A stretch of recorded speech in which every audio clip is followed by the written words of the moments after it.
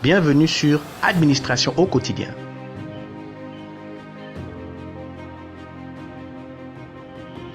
Thème 20. Respect du principe de légalité et de responsabilité. Introduction d'une procédure juridico-financière viciée. Cette histoire est tirée de faits réels.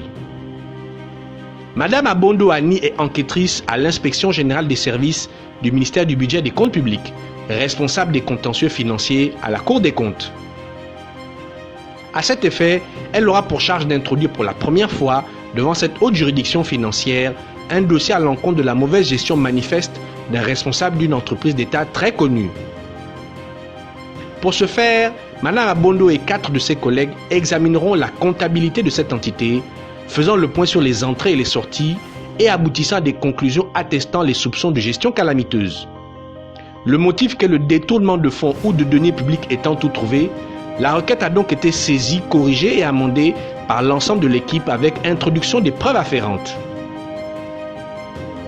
Sauf que le respect de la voie hiérarchique impose à Dame Abondo Annie et à ses collaborateurs de soumettre le dossier en lecture à leur supérieur pour avis, avant d'être introduit à la Cour des comptes. Mais l'inspecteur général des services ne donnera pas son consentement à la poursuite de cette procédure si Madame Abondo ne requalifie pas correctement l'infraction financière pour voir l'action aboutir devant la juridiction compétente. Avis du technicien, en application d'une disposition du Code de déontologie de la fonction publique, article 56, l'agent public doit veiller au respect des règles de droit et à l'exécution des décisions de justice.